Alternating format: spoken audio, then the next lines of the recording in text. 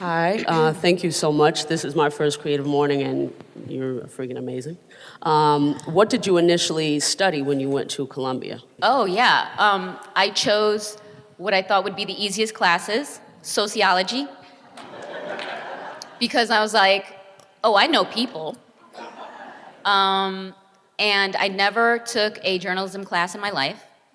And I'm kind of happy that I didn't waste that money and I just jumped right in.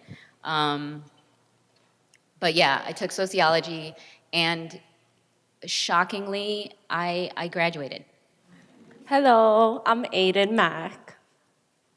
Hi, you can look at me here. Your presentation was absolutely amazing and it helped a lot of us here. So I'm really excited to be here, and I have the goal of becoming a host. I have the Aiden Mack show on YouTube, and it's not easy for me being a deaf person and all the boundaries I have to overcome. So I'm curious how you were able to really keep your mindset and get through all the challenges you had to face. I can't imagine that anything that I went through can compare, because everything that you're going through, you are also seeing, like, I talked about the feedback trap. You're seeing it in real time, and you're not letting it crush you.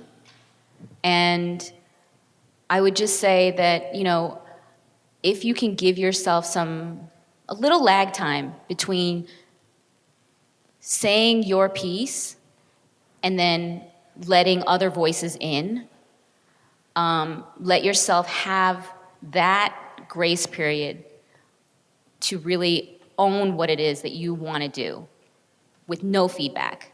I think I had that freedom because of the lack of technology, but you might need to engineer that for yourself, that safe space.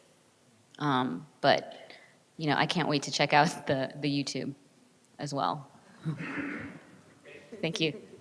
Hi, my name is Franklin. Hi. Great talk. I'm curious, after you left Hot 97, I can imagine there was like a lot of pressure and weight about what to do next because you had already accomplished so much. Was there anything during that moment of transition or moments of transitions that you've had that you've used to kind of propel you to do the next thing? I'm curious.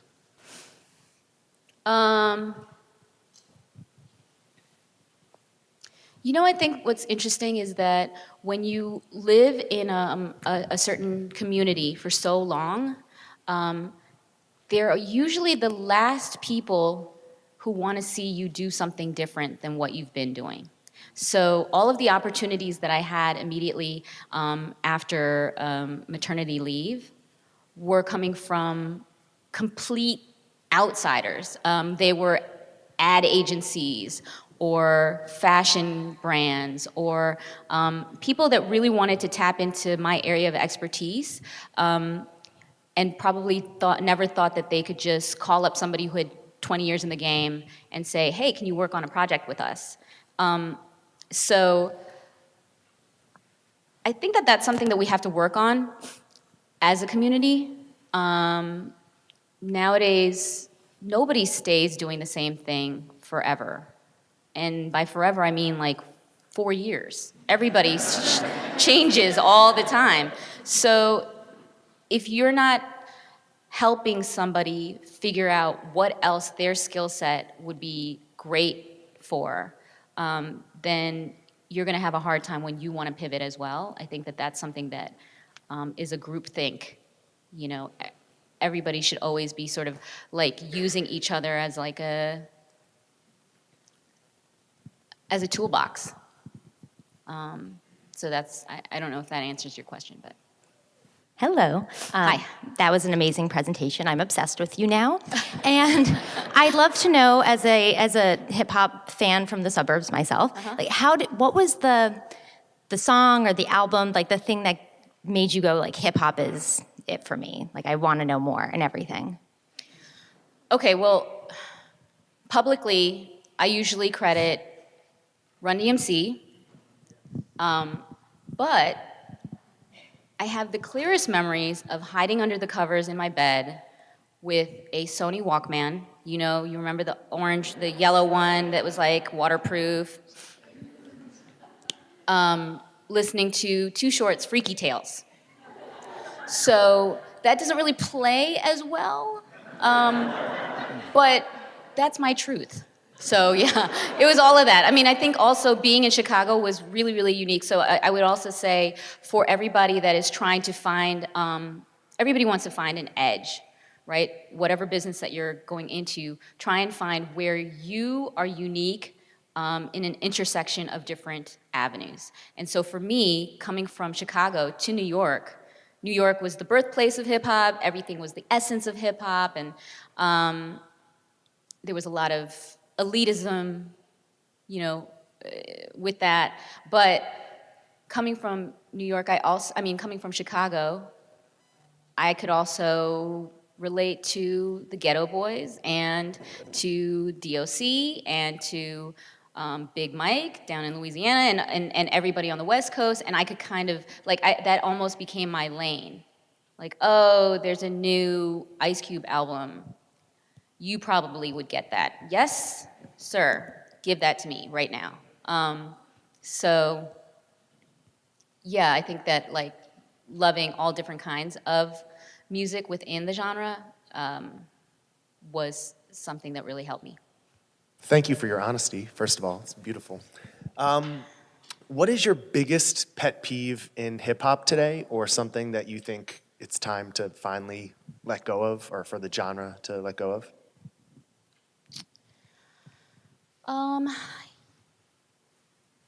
You know, I think it's really hard for people to be as emotionally invested in an artist the way that when we grew up, there was a lot more effort involved in becoming a fan.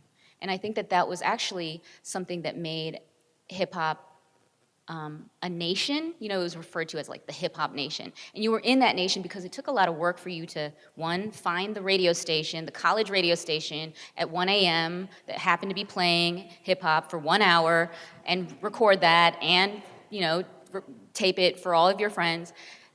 You had to go to the concert. You know, it wasn't in the big cushy venue. You had to find the store that had the magazine or had the album, and so there was effort involved, and then that effort translated into a unity, right? A like-minded souls. Now, if you think about it, for the same price of one CD, you can now access every CD ever made in all time for a month. And that's totally bizarre. And that doesn't engender the same kind of emotional investment, I think, from fans, because you can just listen to everything or 2 seconds of it or once. So that, I don't think that there's a solution to that, but that's something that is different.